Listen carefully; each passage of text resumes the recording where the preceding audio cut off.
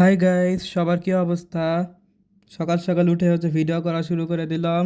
উঠে বিছানা গুছিয়ে নিয়েছি, তারপর সোফাটা ঝেড়ে নিচ্ছি। ঝেড়ে ঘর বাড়িও পরিষ্কার করে ফেলেছি ঝাড়ু দিয়ে।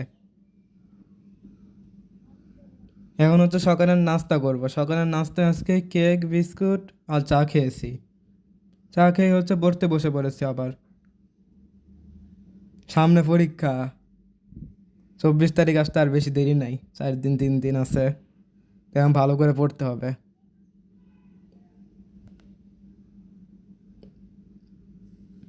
পড়া শেষ করে আমার দুপুরের লাঞ্চ রেডি করতেছে। আজকে আমরা ভাত খাবো না, আজকে পাস্তা বানাচ্ছে আম্মু।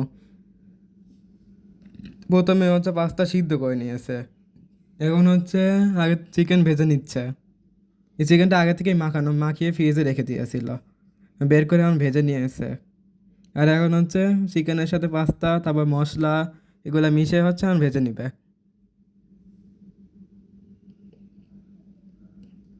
এই তো আমার পাস্তার রান্না করা শেষ, এখন খাবো।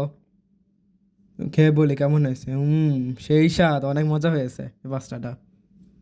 তারপর সন্ধ্যা হয়ে গেল, সন্ধ্যায় আমের জুস খাম। তো আজকে এই ভিডিওটা এই পর্যন্তই, বাই।